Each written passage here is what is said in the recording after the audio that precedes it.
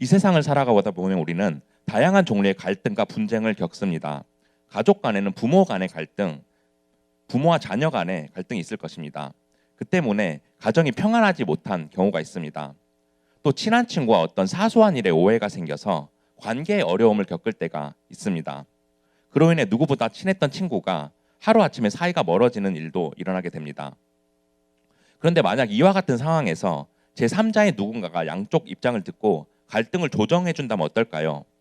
각자의 입장을 생각해 주면서 서로 얽혔던 문제들을 하나씩 풀어준다면 갈등과 분쟁이 해결될 수 있을 것입니다. 그래서 요즘에는 갈등과 분쟁을 조정해주고 원만한 합의에 이르도록 하는 도와주는 직업도 있습니다. 예를 들자면 TV 프로그램 금쪽 같은 내 새끼에 나오는 오은영 박사가 있습니다.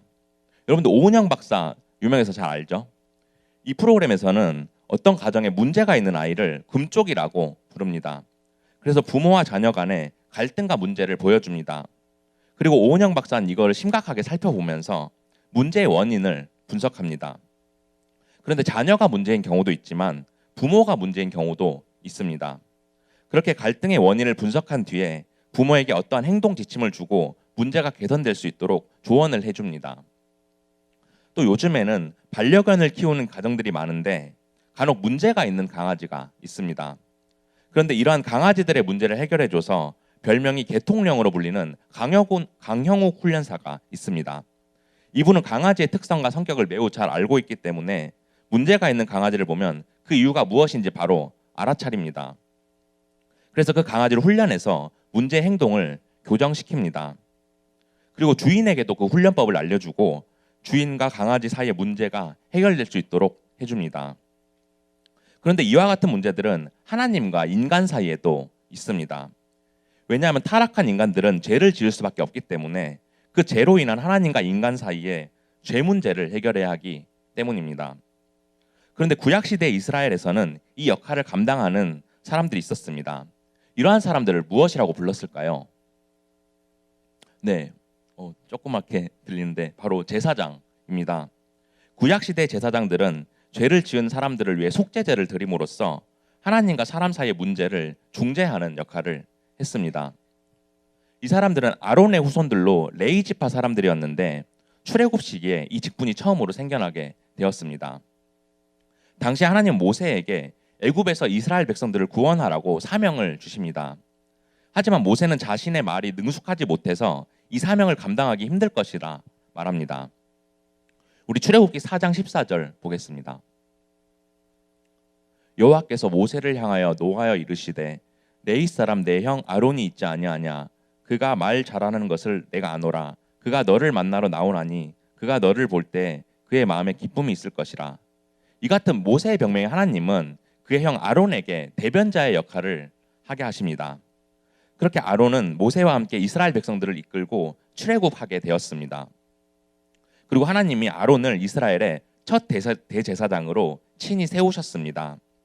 그 이후로 이스라엘의 대제사장직은 아론의 자손들이 세습하게 되었고 제사장직은 레위 지파 사람들이 맡게 되었습니다. 그리고 이 제사장의 직분은 사람들을 대신하여 하나님 앞에 나아가서 동물로 제사를 드리는 것이었습니다. 그래서 그들은 죄를 지었을 때 동물의 피를 하나님 앞에 바침으로써 죄의 용서를 구했습니다. 이를 통해 죄의 대가를 동물에게 대신 지도록 하는 것이었습니다. 하나님, 지금 이 동물이 저를 대신해서 죽습니다. 저를 용서해 주세요. 이런 식으로 자신의 죄에 대한 용서를 구하고 제사장이 이 제사를 집례했습니다. 그래서 제사장은 끊임없이 반복해서 제사를 드려야 하는 꼭 필요한 직분이었습니다. 그런데 신약 시대에 와서 하나님이 새 언약을 주시면서 영원히 인간의 죄 문제를 해결해 줄 제사장이 필요했습니다. 구약의 제사 율법은 더 이상 적용되지 않았기 때문에 이제는 단순히 동물을 죽이는 행동만으로는 죄 문제를 해결할 수 없었습니다. 따라서 하나님의 공의를 만족시키고 사람과 사람 사이의 죄 문제를 영원히 해결해 줄 제사장이 필요했습니다. 그리고 이러한 존귀하고 존엄한 제사장에 대해서 히브리서에서 바로 말하고 있습니다. 예수님은 AD 30년 4월 7일에 십자가에서 처형되었다고 알려져 있습니다. 그리고 예수님의 죽음 이후 히브리서가 AD 60년경에 쓰여졌습니다. 그리고 히브리서의 저자는 정확히 알려지지 않았는데 예수 그리스도의 대제사장 직분에 관해 말하고 있는 유일한 성경입니다. 그리고 예수님이 돌아가시고 난 후에 십자가의 죽음이 담고 있는 대제사장 직분의 의미를 히브리서의 여러 구절에서 묘사하고 있습니다. 우리 히브리서 5장 4절 5절 보겠습니다. 이 존귀는 아무도 스스로 취하지 못하고 오직 아론과 같이 하나님의 부르심을 받은 자라야 할 것이니라. 또한 이와 같이 그리스도께서 대제사장 되심도 스스로 영광을 취하심이 아니요 오직 말씀하신 이가 그에게 이르시되 너는 내 아들이니 내가 오늘 너를 낳았다 하셨고, 이 존귀하고 존엄한 자리는 아론과 같이 하나님의 부르심을 받은 자만이 그 역할을 감당할 수 있다고 말합니다. 그리고 그 자리에 예수 그리스도를 하나님이 세우셨다고 말하고 있습니다. 그리고 그 예수 그리스도는 하나님의 아들이심을 말합니다. 그렇게 예수 그리스도는 아론보다 탁월하고 위대한 대제사장이시며 모든 인류를 위해 그 직분을 감당하시기 위해 이 땅에 오셨습니다. 이렇게 우리와 같이 사람으로 오신 예수 그리스도는 죄가 없으셨지만 자신 스스로 흠 없는 제물이 되셨습니다. 그렇게 우리를 대신하여 십자가에서 피를 흘리면서 죽으셨습니다. 이로 말미암아 우리는 그리스도의 그 피로 정결하게 되었고 하나님 앞에 나아갈 수 있게 되었습니다. 구약 시대의 성도들이 드렸던 동물의 피로 그들의 죄가 용서된 것처럼 우리의 죄는 예수 그리스도의 피로 인해 용서되었다고 여겨주셨습니다. 우리 로마서 3장 24절 25절 보겠습니다. 그리스도 예수 안에 있는 속량으로 말미암아 하나님의 은혜로 값없이 의롭다 하심을 얻은 자 되었느니라. 이 예수를 하나님이 그의 피로써 믿음으로 말미암는 화목 제물로 세우셨으니 이는 하나님께서 길이 참으시는 중에 전에 지은 죄를 간과하심으로 자기의 의로우심을 나타내려 하심이니, 이처럼 예수님은 우리를 위한 화목 제물이 되시기 위해 십자가에서 목이 못에 박히고 몸이 찢기면서 피를 흘리셨습니다. 그렇게 우리의 죄 문제를 해결해 주시기 위해서 십자가의 그 고통을 이기심으로써 하나님의 공의를 완전히 만족해 하셨습니다. 이로써 예수님께서 감당하신 그 제사장의 역할로 인하여 하나님과 우리의 관계가 회복되었습니다.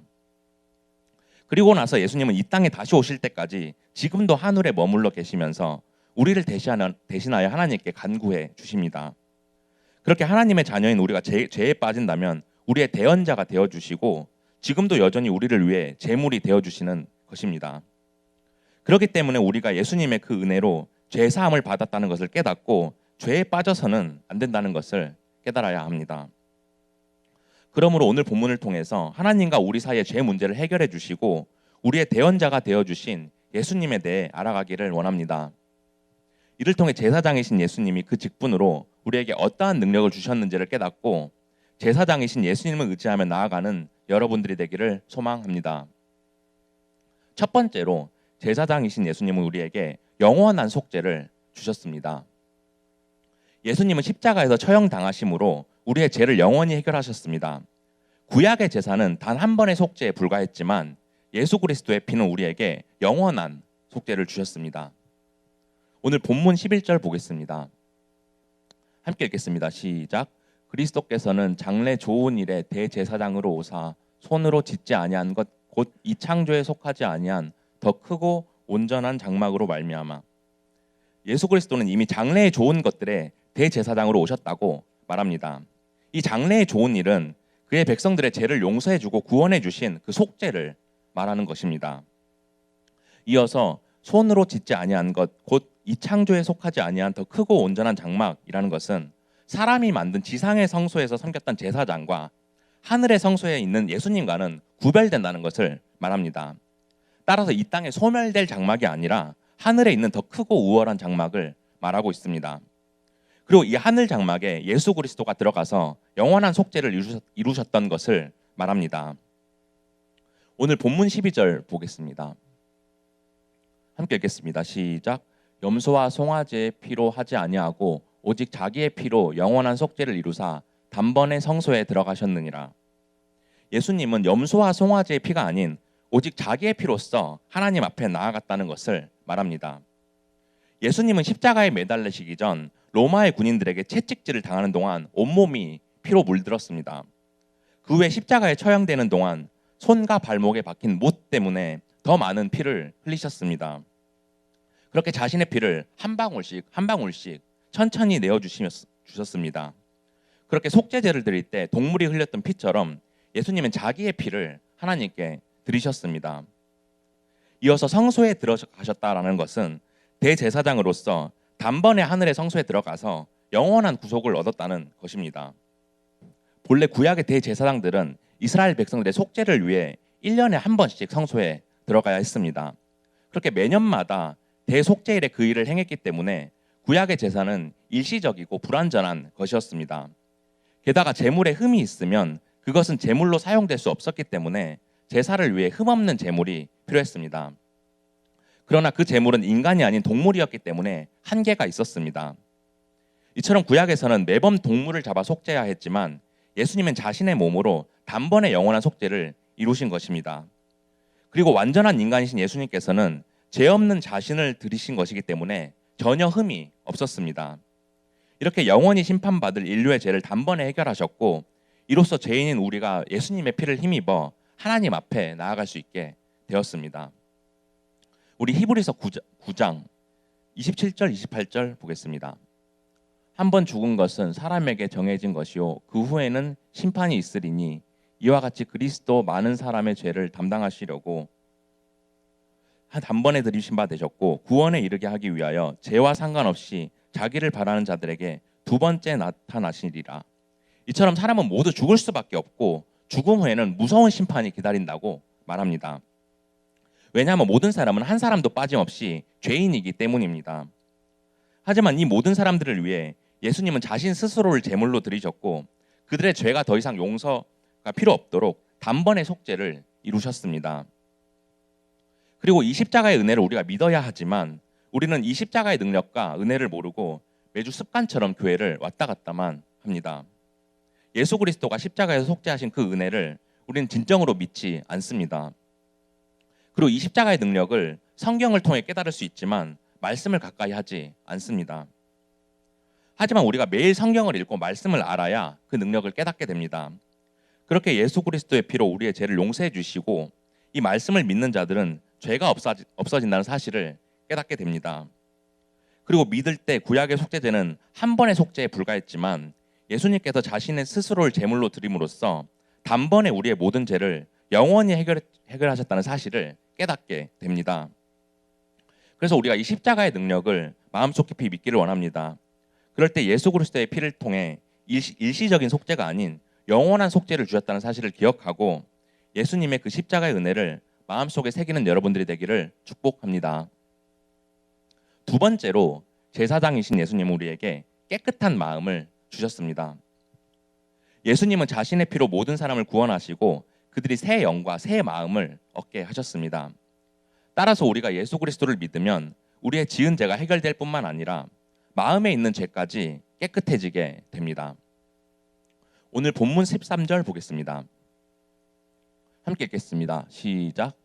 염소와 황소의 피와 및 암송아지의 죄를 부정한 자에게 뿌려 그 육체를 정결하게 하여 거룩하게 하거든. 구약의 이스라엘 백성들은 죄 사함을 받기 위한 절기로 대속죄일이 있었습니다. 이 절기에 대제사장들이 제단에 나와서 자신을 위해 송아지를, 이스라엘 백성들을 위해 염소를 바쳤습니다. 그렇게 1년에 한 번 속죄제를 드림으로써 자신과 이스라엘 백성들의 죄를 속죄한 것입니다. 하지만 이 속죄제는 그들의 마음까지 정결하게 해주고 하나님 앞으로 인도하는 것은 아니었습니다. 왜냐하면 동물을 바치는 것은 단지 그 죄만 속죄하는 것에 불과했기 때문입니다. 따라서 아무리 반복해서 제물을 바치고 제사를 드려도 그것이 죄의 근본인 그들의 마음까지 깨끗하게 할 수는 없었습니다. 하지만 예수 그리스도의 피를 통한 속죄의 능력은 어떤 것이었을까요? 바로 그 피를 통해서 마음까지 정결하게 해주시는 것이었습니다. 따라서 구약의 속죄제는 육체만 정결하게 하는 것이었기 때문에 그의 백성들이 하나님께 진실하게 나아가기 위해서는 진정한 마음의 정결이 필요했습니다. 그런데 이 마음의 정결은 예수 그리스도를 통한 속죄로 이룰 수 있었고 예수 그리스도를 믿는 믿음을 통해서 이루어지는 것이었습니다. 오늘 본문 14절 보겠습니다. 함께 읽겠습니다. 시작. 하물며 영원하신 성령으로 말미암아 흠없는 자기를 하나님께 드린 그리스도의 피가 어찌 너희 양심을 죽은 행실에서 깨끗하게 하고 살아계신 하나님을 섬기게 하지 못하겠느냐. 이처럼 구약의 속죄제는 육체의 정결만 얻었지만 예수님의 피를 통해 얻을 수 있는 마음의 정결은 얼마나 대단한 것인지를 말해줍니다. 즉 그의 피는 우리의 악하고 죽은 그 마음을 씻겨주시고 거룩하신 하나님을 섬기게 할 수 있다고 말합니다. 왜냐하면 예수님은 자신의 흠없는 깨끗한 마음을 하나님께 제물로 바쳤기 때문입니다. 따라서 예수님의 피는 죄인인 우리의 마음을 깨끗게 하셨기 때문에 우리가 그 피로 힘입어 거룩하신 하나님께 나아갈 수 있는 것입니다. 그래서 우리가 이제 온전한 마음과 행실로 하나님을 섬길 수 있는 것입니다. 그리고 이렇게 깨끗해졌다는 것은 우리가 참된 하나님의 자녀가 되었다는 것입니다. 그러므로 우리는 하나님의 자녀로서 그분이 보시기에 합당한 삶을 살아가야 합니다. 저는 인간관계에서 한 번씩 누군가를 미워하는 마음이 들 때가 있습니다. 그 사람이 저를 싫어해서 어떠한 행동을 한 것이 아닌데 저 혼자 괜히 오해해서 그 사람과 관계가 불편해지고 나를 안 좋아하나? 이런 생각이 들면서 대화하기가 꺼려질 때가 있습니다. 하지만 그것이 사단과 마귀가 주는 마음임을 저는 깨닫게 되었습니다. 그렇게 나쁜 영이 제 마음을 이용해서 어떻게든 일을 못하게 방해하고 끌어내리려고 하는 것을 알게 되었습니다. 그래서 저는 이런 생각이 들 때 내가 미워하는 사람과의 관계를 위해서 기도했습니다. 하나님, 저의 마음을 깨끗게 하여 주시고 미워하는 마음을 가진 것을 회개합니다. 그리고 그 사람과의 관계를 회복시켜 주세요. 이렇게 기도한 후에 그 사람을 만나서 대화를 하면 제가 오해했었다는 사실을 깨닫게 되었습니다. 혹시 여러분들 중에서도 평소에 남을 미워하고 생각으로 사람을 죽이고 또 누군가가 잘 되면 시샘하고 질투하는 마음들이 있다면 그것들을 십자가 앞에 내려놓기를 원합니다. 왜냐하면 예수 그리스도의 피는 우리의 마음까지 깨끗하게 해주시기 때문입니다. 그렇게 우리가 회개하고 나아갈 때 새 마음과 새 영을 주시고 구약의 제사로는 해결할 수 없었던 그 마음의 죄까지 용서해 주시는 것입니다. 그러므로 우리가 마음속에 담고 있는 죄가 있을 때 기도하고 회개해서 마음의 죄 문제를 해결받기를 원합니다. 구약의 제사는 그 죄만 용서받고 마음의 죄까지 깨끗하게 할 수 없었지만 예수 그리스도의 속죄는 우리가 죄를 용서받을 뿐만 아니라 우리의 마음도 깨끗하게 된다는 사실을 깨닫기를 원합니다. 이 사실을 믿고 나아갈 때 그의 피로 마음에 있는 죄까지 깨끗해지는 여러분들이 되기를 축복합니다. 세 번째로 제사장이신 예수님은 우리에게 단단한 믿음을 주셨습니다. 하나님은 우리가 그분을 믿게 하시고 단단한 믿음을 주시려고 이 땅에 직접 인간의 몸으로 오셔서 우리를 위해 죽으셨습니다. 그렇게 예수님으로 오신 하나님이 십자가에서 피를 흘리심으로써 우리가 믿음의 확신을 가지고 살아갈 수 있게 하셨습니다. 우리 히브리서 4장 14절 보겠습니다. 함께 읽겠습니다. 시작.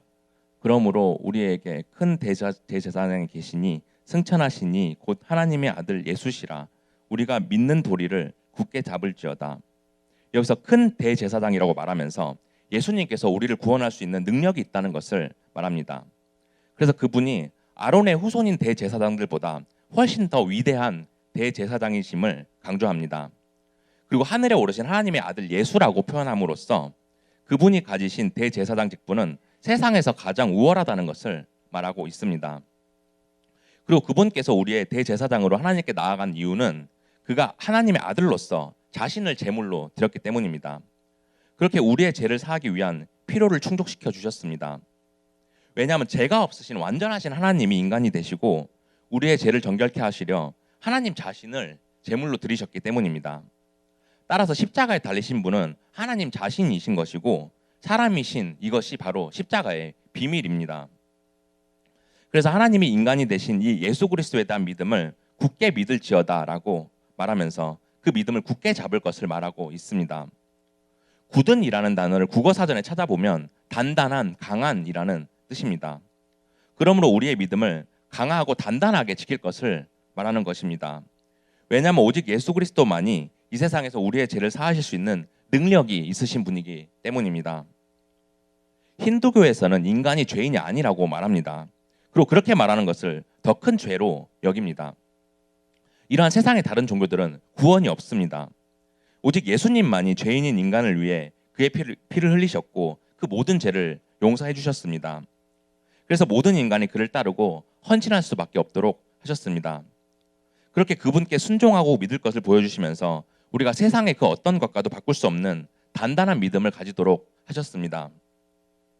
제가 가장 좋아하는 찬양이 하나 있습니다. 나 무엇과도 주님을 바꾸지 않으리, 다른 어떤 은혜 구하지 않으리. 이 찬양처럼 예수님은 우리가 무엇과도 주님을 바꾸지 않고 다른 그 어떤 은혜도 구하지 않도록 하십니다. 그렇게 우리를 붙드시고 우리에게 단단한 믿음을 주십니다. 그리고 우리의 힘으로 예수님을 믿는 것이 아니라 그분께서 우리에게 믿음을 주시는 것입니다. 그리고 그 십자가의 힘으로 우리의 믿음이 변하지 않도록 끝까지 붙들고 지켜주시는 것입니다. 사도 바울은 예수와 십자가 말고는 아무것도 모른다고 말했습니다. 그렇게 이 세상의 그 무엇도 예수와 십자가를 대신할 수 없다고 했습니다. 따라서 이러한 단단한 믿음을 위해 우리가 예배 드리는 것에 중심을 두어야 합니다. 우리가 공부하느라 예배를 드리지 못하고 학원을 못 가는 것에 아까워하면 안 됩니다. 또 우리가 헌금을 내는 것에 아까워하면 안 됩니다. 왜냐하면 헌금 생활을 잘하는 것은 우리가 우리의 중심을 하나님 앞에 바로 세움으로써 단단한 믿음을 가지게 하는 것이기 때문입니다. 그러므로 여러분들이 이 십자가의 복음만이 세상에서 가장 소중한 것을 깨달아야 합니다. 그리고 우리만 믿는 데서 끝나는 것이 아니라 그 복음을 전하고 전도하는 데 힘써야 합니다. 이번에 여러분들이 전도 초청주의를 위해 작정한 친구들이 한 명씩은 있을 것이라고 생각합니다. 그 친구들이 예수님께서 십자가에서 우리를 위해 피 한 방울도 남기지 않고 쏟으시며 자신 스스로를 제물로 드리신 이 은혜와 이 역사적 사실을 알게 되기를 원합니다. 그들이 이 자리에 나와서 예수님을 믿게 되는 역사가 있기를 원합니다. 그러므로 우리가 제사장이신 예수님이 우리를 믿게 하시려고 십자가에서 피를 흘리신 이 놀라운 은혜를 깨닫기를 원합니다. 그래서 하나님과 우리의 관계를 회복시켜 주신 그 십자가의 보혈에 힘입어 단단한 믿음으로 살아가는 여러분들이 되기를 축복합니다. 이제 말씀을 정리하겠습니다. 사랑하는 고등부 친구들, 대제사장이신 예수님이 우리를 위해 그 자신을 스스로 제물로 드리셔서 그의 피로 모든 인류의 죄를 속죄하신 것을 오늘 살펴보았습니다. 그렇게 지상의 성소가 아닌 하늘의 성소에서 그의 피로 우리와 하나님과의 죄 문제를 대제사장으로서 영원히 중재하셨다는 사실을 깨달았습니다. 그리고 제사장이신 예수님께서 우리에게 어떠한 능력을 행하셨는지를 살펴보았습니다. 첫째로 우리에게 영원한 속죄를 주셨다는 사실을 알았습니다. 구약의 제사는 일시적이고 단 한 번뿐이지만 그분은 자신의 죄 없는 몸을 제물로 드리심으로써 단번에 영원히 인간의 죄를 속죄하셨다는 사실을 깨달았습니다. 둘째로 우리에게 깨끗한 마음을 주셨다는 것을 알았습니다. 구약의 제사는 그 사람이 지은 죄만 속죄함으로써 그의 마음을 정결케 하지는 못했습니다. 하지만 예수님은 죄 없는 자신의 흠없는 몸을 드리심으로써 우리의 마음까지 정결케 하셨다는 사실을 알았습니다. 셋째로 우리에게 단단한 믿음을 주셨다는 사실을 알았습니다. 우리의 죄를 사하시고 믿음을 주시려고 죄가 없으신 완전하신 하나님이 직접 인간이 되시고 하나님 자신을 제물로 드리심으로써 우리가 십자가의 비밀을 알도록 하셨습니다. 이처럼 하나님의 그 놀라운 은혜로 우리는 예수 그리스도의 피를 힘입어서 육체와 마음이 모두 정결하게 되었습니다. 그래서 우리가 죄악으로 인해 죽은 행실에서 벗어나 예수 그리스도의 피를 힘입어 깨끗한 행실로 나아가야 합니다. 그래서 우리가 여전히 죽은 행실로 살아가고 있다면 깨끗한 행실로 변화된 삶을 살아가기를 원합니다. 그리고 죄 문제를 해결하고 깨끗하고 거룩한 삶을 위해 기도하기를 원합니다. 그래서 여전히 내 삶에서 변화되지 않는 부분들이 있다면 그것들을 십자가의 능력으로 변화시켜 나가기를 원합니다. 왜냐하면 제사장이신 예수님께서 십자가의 능력으로 하나님과 우리의 관계를 회복시켜 주셨기 때문입니다. 이를 붙잡을 때 우리가 예수 그리스도의 피로 하나님 앞에 나아갈 수 있기 때문입니다. 그러므로 한 주간도 삶의 어려운 일들 앞에서 제사장이신 예수님의 능력에 힘입어 항상 기도하면서 나아갑시다. 우리가 기도할 때 예수님의 이름으로 기도합니다. 이렇게 기도하는 이유가 여기에 있습니다. 그래서 우리의 힘이나 능력이 아닌 오직 예수님의 보혈로 하나님께 나아갈 수 있음을 기억하고 그 놀라우신 은혜와 능력에 감사하는 저와 여러분들이 되기를 주님의 이름으로 축복합니다.